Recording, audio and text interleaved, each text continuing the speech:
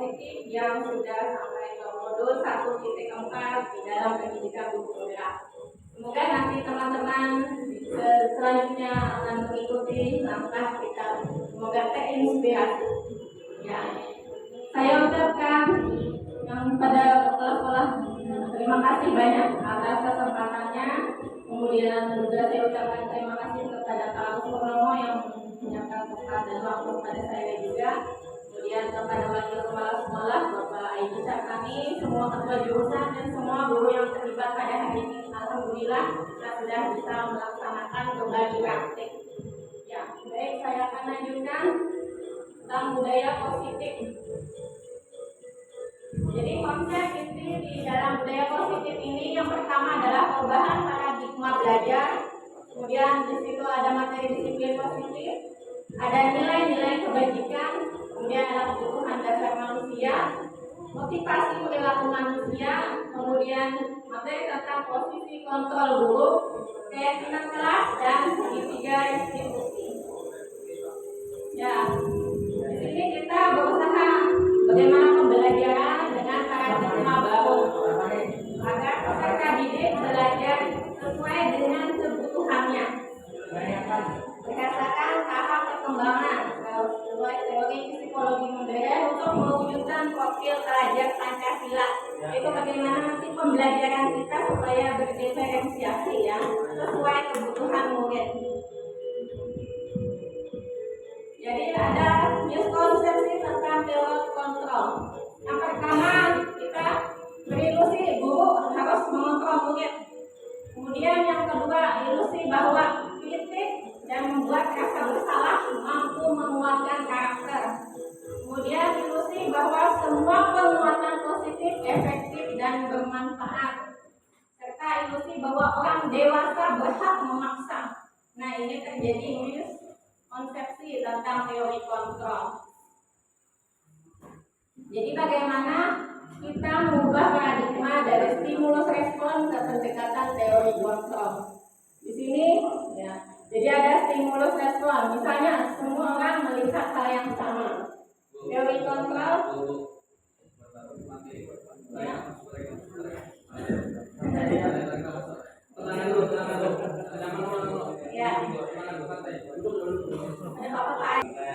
Ya, jadi misalnya di sini contoh ya, saya bisa mengontrol orang lain.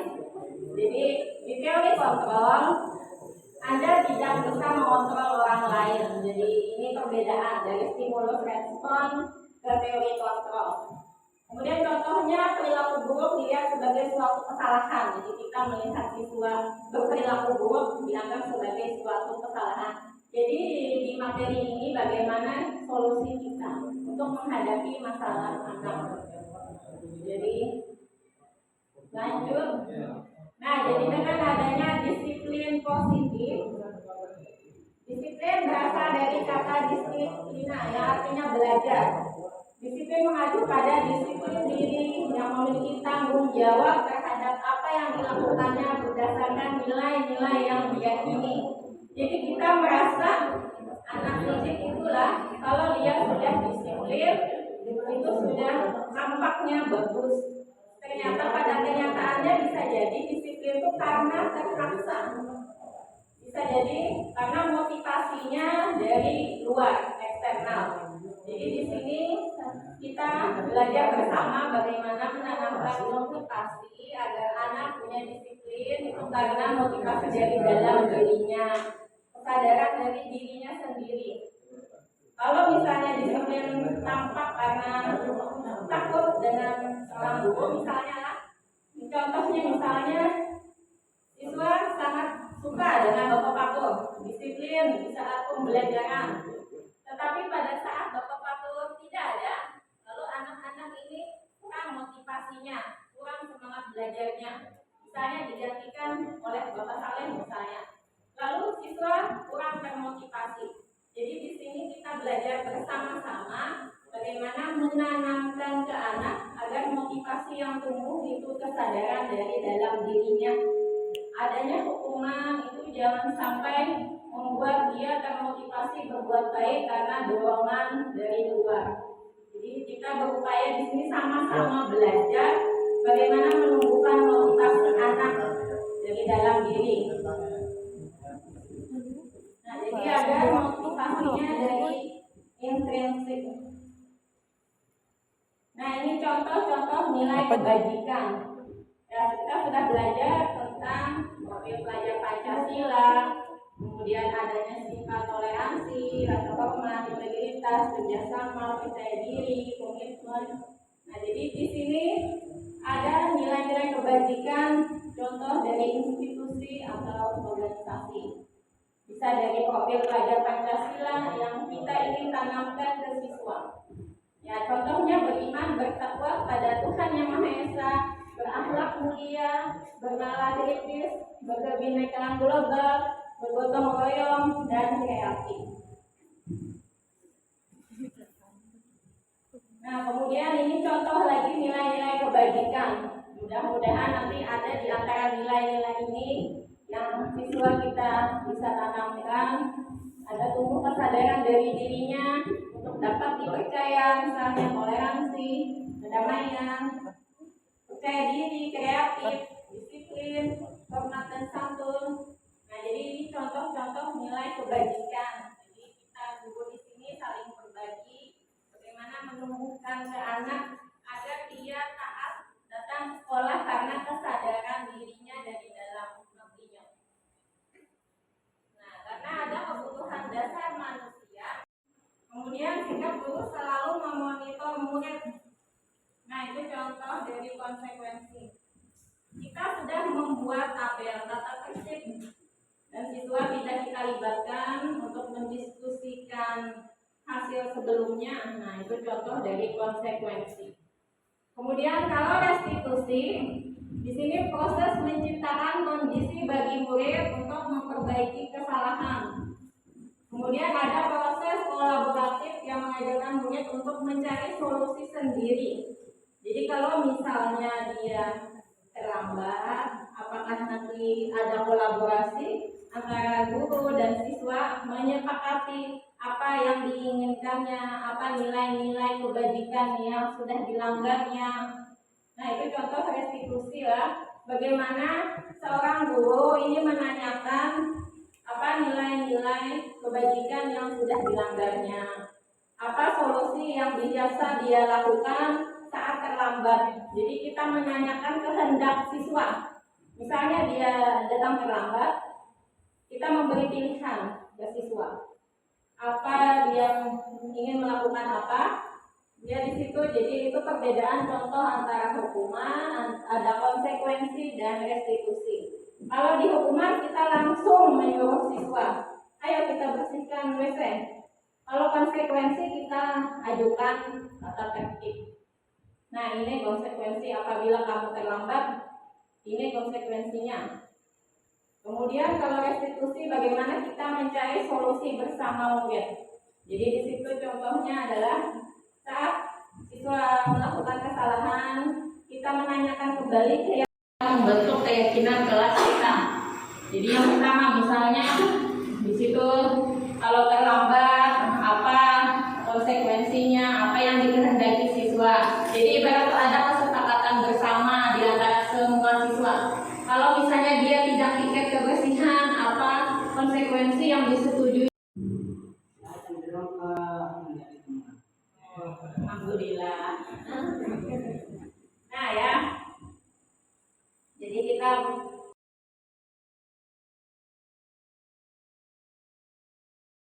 contoh kenapa posisi kontrol apabila mandiri. Nah, contohnya sebagai penghukum. Contohnya ya hormat pada bendera selama 1 jam misalnya. Jadi itu penghukum ya contohnya. Ayo yang terlambat cepat WC sana, bersihkan WC. Nah, itu contoh dari penghukum ya Bapak Ibu ya. Kemudian contoh pembuat merasa bersalah. Berapa kali Bapak Ibu? Nah, berapa kali Ibu Bapak komunitas kami selalu saja mengecewakan Ibu. Ya, misalnya ada anak ya terlambat datang ke sekolah.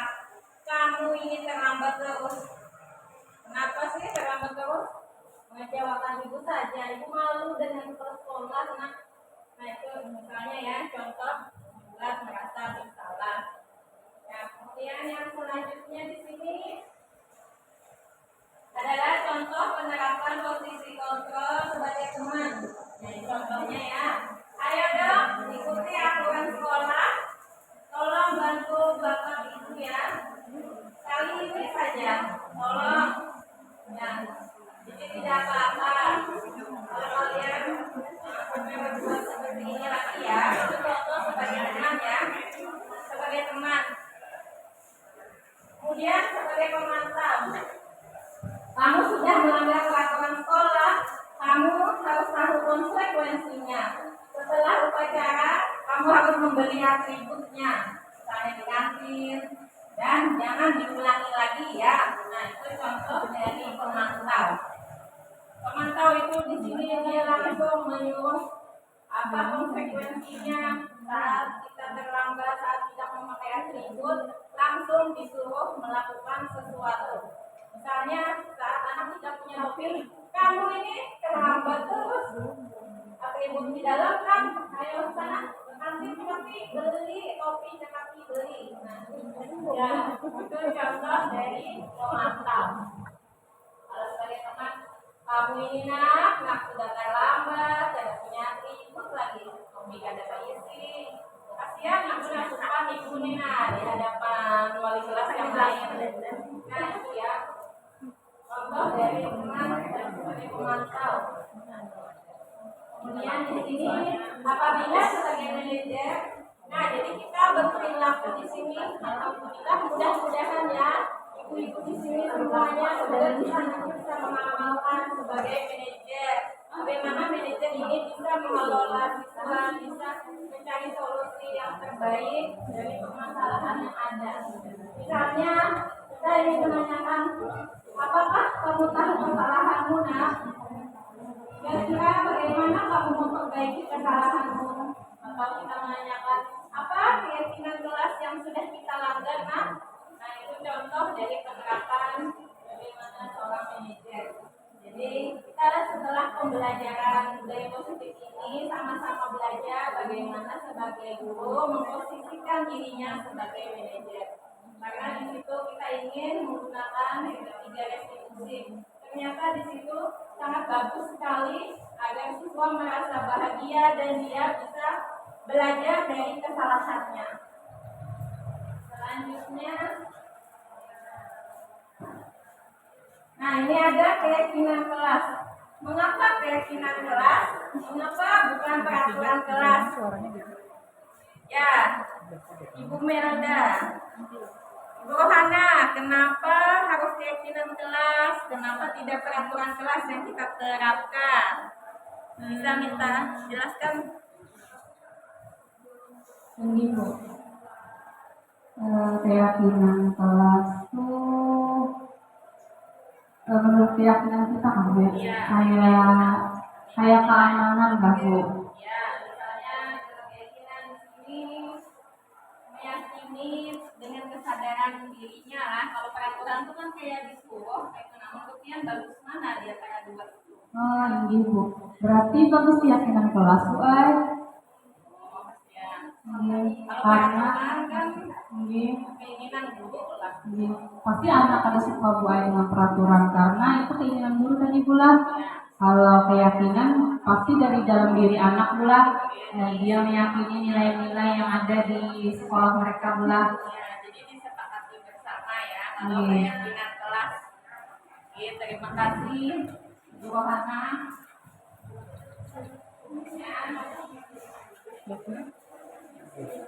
Kemudian di sini pembentukan keyakinan kelas ya, pembentukan keyakinan kelas di sini bersifat abstrak. Kemudian berupa pernyataan universal. Kemudian dibuat dalam pernyataan positif. Ya, pernyataan positif tadi kalimat positif kita ya yang sudah kita buat. Ya. Ini contoh pembentukan keyakinan kelas. Pak, minta tolong apa itu tadi kalimat positif. Jelaskan untuk membuat keyakinan. Terima kasih Pak. Jadi kalimat positif itu menurut saya tentang kita membuat suatu kalimat untuk membuat anak itu lebih mudah mengingatnya ya. Jadi dia akan lebih mudah mengingatnya dan akan melakukannya. Makanya dibuatkan nanti di dalam kalimat positif itu diteruskan di keyakinan kelas nanti. Nah, jadi mudah anak-anak menerapkan keyakinan kelas yang kita buat nanti. Terima kasih. Terima kasih atas tambahan jawabannya. Jadi saat kita membuat sebuah keyakinan kelas, alangkah baiknya ya kalimat yang kita digunakan ini positif, bukan negatif, supaya ada kesadaran dari dalam diri anak murid kita bahwa sesuatu nilai-nilai yang kita terapkan itu menjiwai di hatinya agar saat diterapkan mereka sudah bahagia dan senang melaksanakan peraturan yang dibuat bersama. Jadi kesepakatan kelas itu dibuat bersama agar semuanya tercapai. Murid bahagia, guru bahagia. Jadi kita di sini ingin menuntun murid, menjadikan murid lebih baik lagi. Kemudian di sini sedikit saja agar mudah diingat. Kemudian sesuai dengan kondisi kelas kita dan sekolah sehingga mudah diterapkan. Kemudian semua warga sekolah dilibatkan saat membuat keyakinan kelas. Jadi murid kita di dalam satu kelas kita libatkan.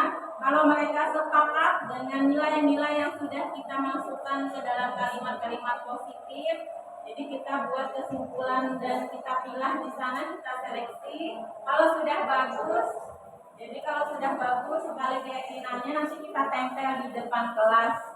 Kemudian kita bisa menambahkan ya persetujuan anak-anak kita. Kalau nanti ada yang belum, nanti bisa menambahkan ya tanda tangan persetujuan anak murid kita, kesepakatan kelas yang sudah kita buat bersama. Nah, ini kemudian segitiga restitusi adalah suatu proses dialog yang dijalankan oleh guru agar dapat menghasilkan murid yang mandiri dan bertanggung jawab. Jadi ada 3 tahapan dalam segitiga restitusi. Yang pertama menstabilkan identitas, yang kedua validasi tindakan, yang ketiga adalah menanyakan keyakinan. Ya, contohnya, jadi kalau misalnya menstabilkan identitas, ya, selesai dari saya. Terima kasih sekali atas kesempatan yang sudah diberikan. Saya minta maaf yang sebesar-besarnya apabila ada salah kata. Mohon maaf. Dan terima kasih. Semoga kita di sini tergerak untuk bagaimana di sekolah kita menerapkan budaya positif. Terima kasih semuanya. Assalamualaikum warahmatullahi wabarakatuh. Waalaikumsalam warahmatullahi wabarakatuh.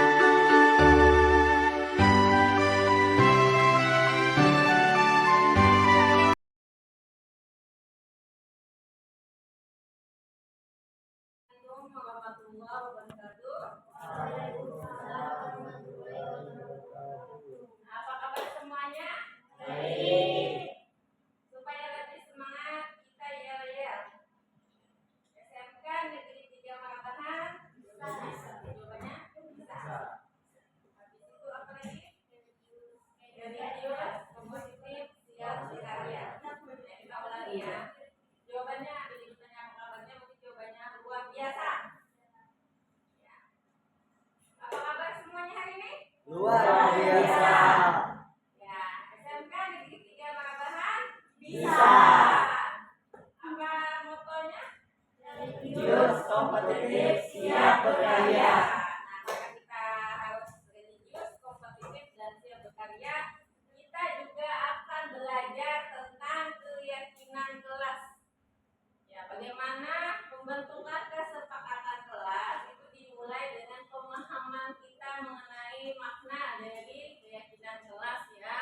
Jadi kita ingin menerapkan disiplin positif di kelas kita dan di sekolah kita, yaitu kita akan belajar membuat keyakinan kelas. Nah, makna keyakinan kelas. Keyakinan di sini adalah nilai-nilai.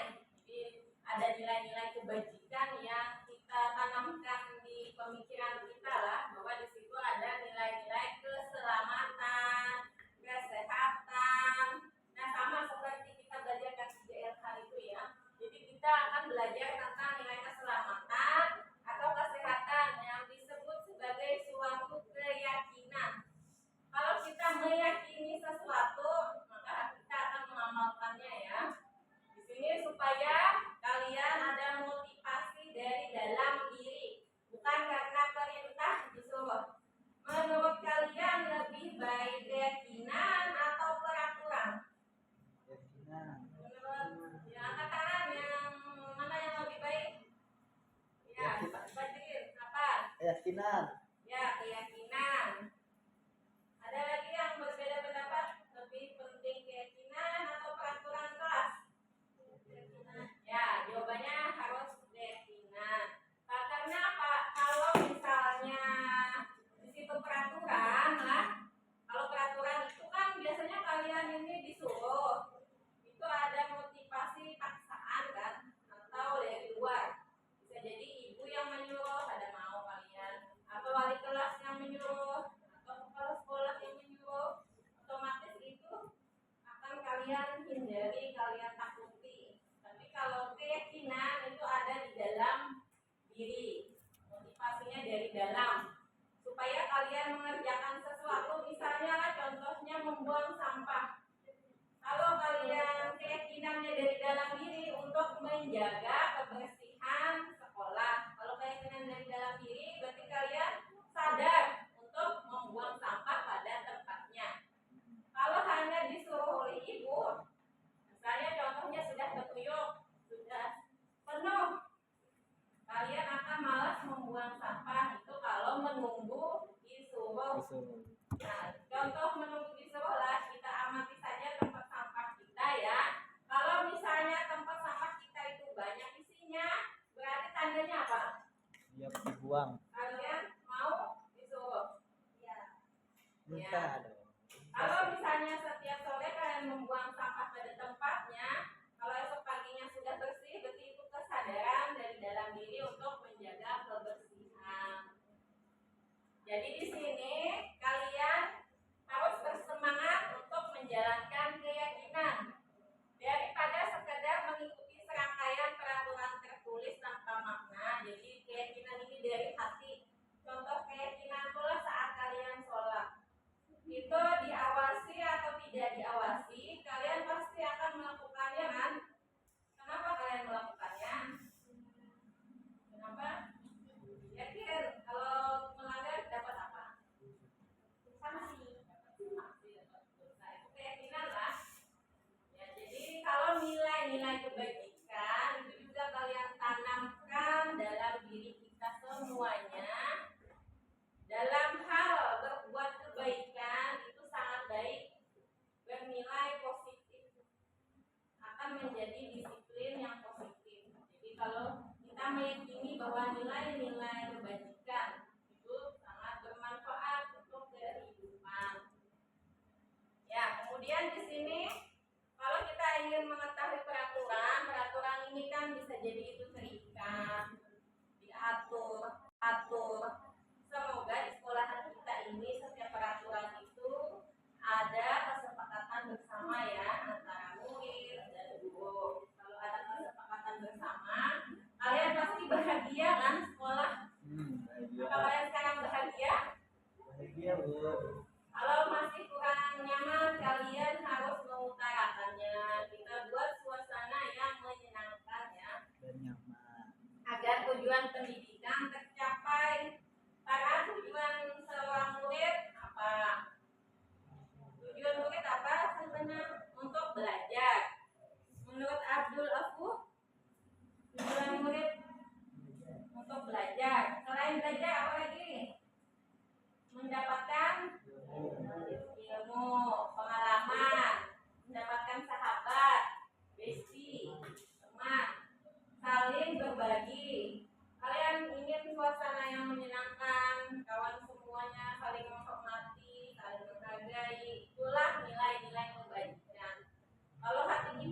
bahagia, maka kita harus melakukan yang terbaik ya untuk berperilaku sesuai dengan nilai-nilai kebajikan.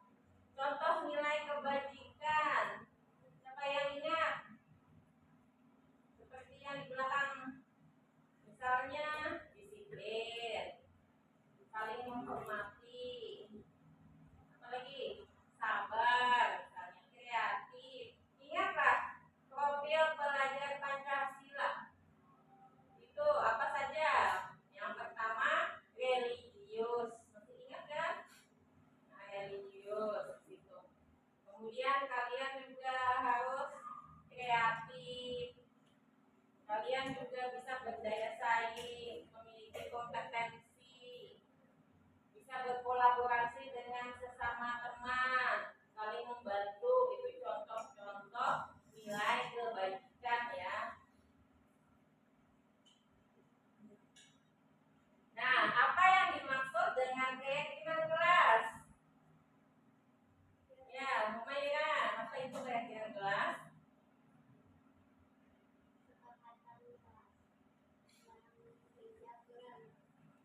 Ya, kesepakatan kelas yang berisi aturan yang membantu antara guru dan murid itu saling bekerja sama, berkolaborasi, membentuk kesepakatan ya, yang supaya senang sama senang, ibu bahagia, kalian pun bahagia, kelas yang menyenangkan. Kemudian di sini kita bekerja sama agar pembelajaran menjadi efektif dan efisien.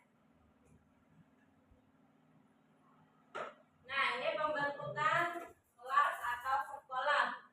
Jadi yang pertama, keyakinan kelas bersifat abstrak daripada peraturan yang lebih rinci dan konkret. Kalau peraturan itu rinci, konkret, ada tulisan angkanya, poinnya ya. Tapi kalau dia keyakinan, di situ abstrak. Walaupun tidak terlihat, seperti kalau menolong itu kan ibaratnya tidak terlihat lah. Tapi dari perilaku kalian yang saling membantu teman, akhirnya itu terlihat walaupun secara abstrak, tapi terlihat dari perilaku yang semakin baik. Contohnya ya, seorang guru mengajar, itu kan ibaratnya tidak terlihat secara nyata, abstrak. Tapi perilaku guru yang memberikan ilmu, nah kepada kalian, walaupun ibaratnya bendanya itu tidak terlihat lah, tapi apa yang diberikan seorang guru itu bermanfaat bagi murid. Kemudian keyakinan kelas berupa pernyataan-pernyataan. Waalaikumsalam warahmatullahi wabarakatuh. Ya, hari ini kita belajar mengenai nilai-nilai kebajikan dan kesepakatan kelas atau keyakinan kelas yang akan kita terapkan di kelas ini. Semoga nanti kelas ini menjadi menyenangkan dan kalian sama-sama berkolaborasi menyepakati kesepakatan kelas kita selama 1 tahun inilah. Nah, jadi ibu bagikan di sini kalian menulis nilai-nilai apa yang kita ingin terapkan di kelas ini.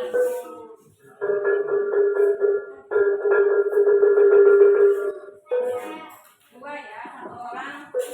Boleh sebanyak-banyaknya kalian ingin terapkan jangan nilai apa. Nah, misalnya contohnya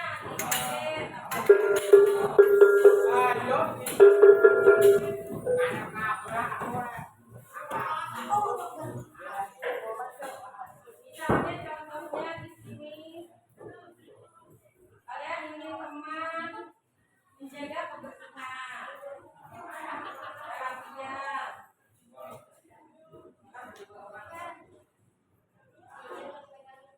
Aku misalnya teman tidak boleh menyontek, kemudian membawa bekal, jangan meminta-minta kawan. Nanti kalau sudah selesai kita bacakan hasilnya. Kalau ada yang tidak setuju angkat tangan. Nah, itu kedua sama beda.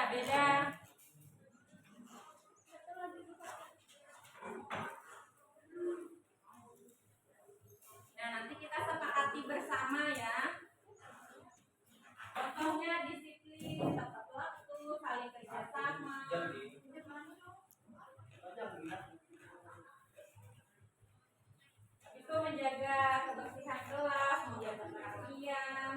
Tidak boleh terlambat. Misalnya ya.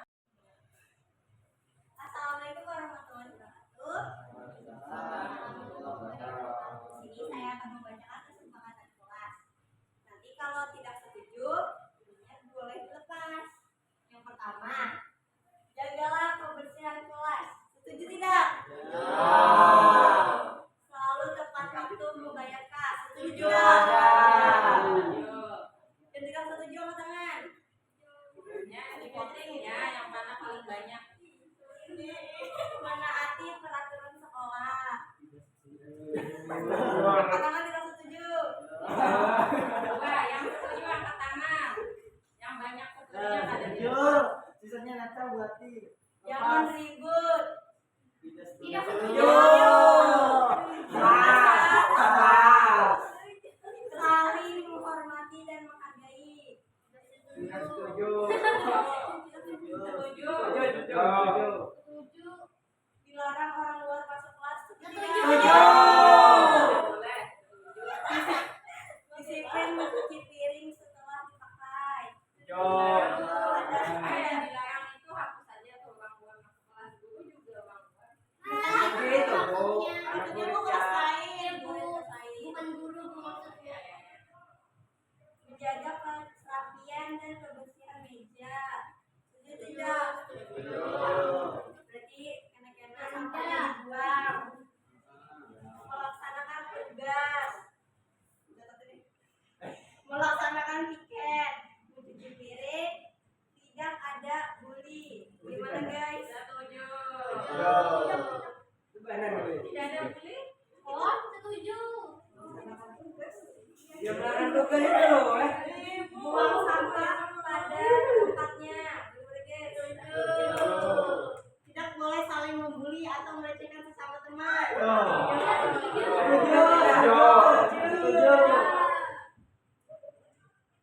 Membuat jadwal cuci piring. Setuju. Mulai hari Senin ya buat jadwal. Melaksanakan piket kelas. Setuju.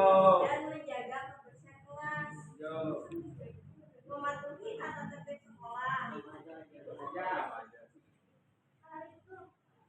Menjaga rahasia teman dan membantu teman. Ya, Guys, setuju. siapa yang setuju?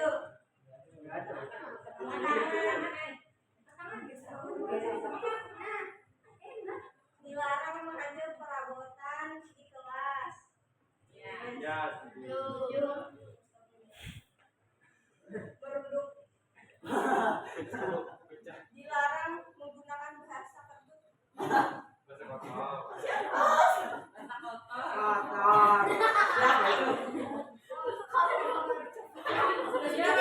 Setuju. Kata juga Ya.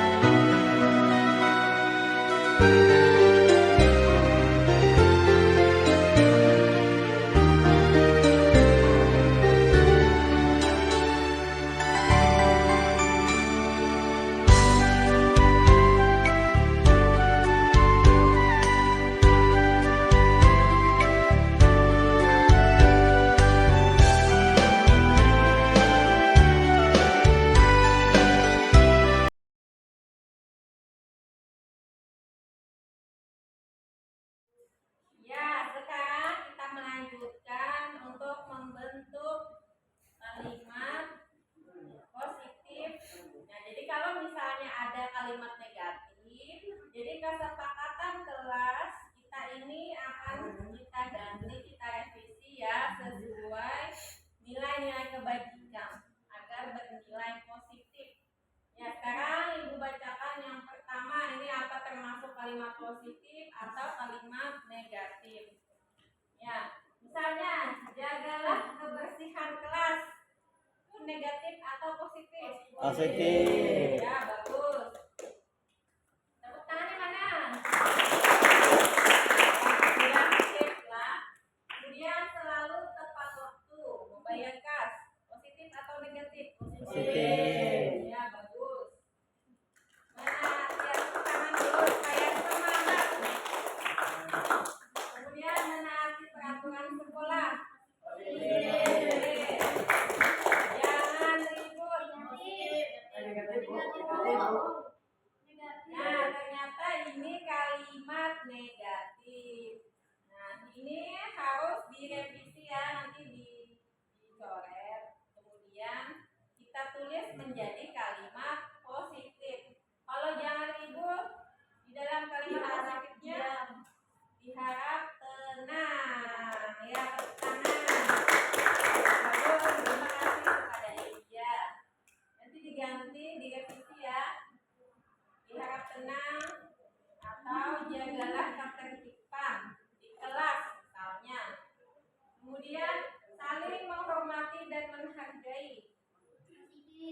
Nah, ini kita lepas dulu ya, nanti kita revisi. Ya, ini positif. Tepuk tangan. Selanjutnya, dilarang orang luar masuk kelas. Negatif. Ya, negatif. Kalau dijadikan positif apa ini? Dilarang orang luar masuk kelas. Kalau ada tamu silahkan keluar. Ya, kalau ada tamu bisa lapor misalnya ya. Lapor dengan ketua kelas atau ibu yang mengajar. Ibaratnya itu kalau ada tamu silahkan masuk tapi lapor dulu Minta dengan izin. guru yang mengajar. Ya. Kemudian disiplin mencuci piring. Positif Positif. atau negatif? Positif. Ya. Menjaga kerapian dan kebersihan meja. Positif.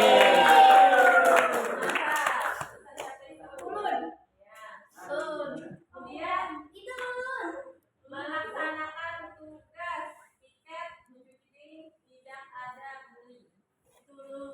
Ya, bagus ya.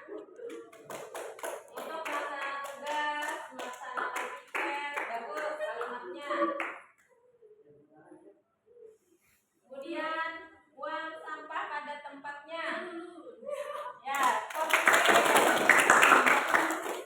Kemudian ada tidak boleh saling membuli. Tapi itu benar, Bu. Tapi tidak boleh. Berarti boleh aja membuli. Diganti katanya menjadi positif. Positifnya misalnya tidak boleh saling membuli, artinya apa?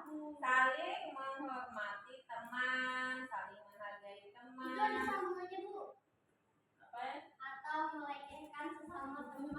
Ya, Bu. Nah, ini ganti aja. Menjaga teman. Ya, bisa saling sama ya. Sebenarnya saling menghormati, saling menghargai, toleransi antar umat beragama. Ya, karena kita satu agama tetap saling menghormati. Jangan mengganggu teman. Itu positif atau negatif? Negatif. Kalau ada kalimat jangan ya, berarti itu sudah negatif. Jangan mengganggu teman. Kalau menjadi positifnya apa? Jangan mengganggu. Kalau positifnya, ayo saling membantu, ayo saling menghargai, saling menghormati, ya. Seperti itu ya. Kalau tidak boleh saling membuli, tidak boleh. Sebenarnya kalimatnya ini bagus, tapi ini negatif ya, negatif. Jadi yang tidak boleh bukan dijadikan boleh membuli misalnya, nah itu tidak tepat ya. Harus saling menghormati. Ya, istilahnya nilai kebaikan kebajikannya sama dengan saling menghormati lah. Kenapa Najwa? Apa kabarnya hari ini, semangat? Semangat. Tidak ngantuk kan? Nah, kemudian disiplin. Bagus. Membuat jadwal disiplin sudah ada? Belum. Kenapa jadi belum? Besok ya, buat ya. Kemudian melaksanakan tiket kelas sudah kah? Tiketnya terlaksana? Belum. Apa ini negatif atau positif? Positif. Ya, bagus sekali ya. Kemudian kita mematuhi tata tertib sekolah. Positif. Saling menghormati satu sama lain. Ya. Menjaga rahasia teman. Kami jaga. Positif. Kalau depannya menjaga. Kemudian kita mematuhi tata tertib sekolah. Positif. Saling menghormati satu sama lain. Ya. Menjaga rahasia teman. Kami jaga. Positif. Kalau depannya menjaga.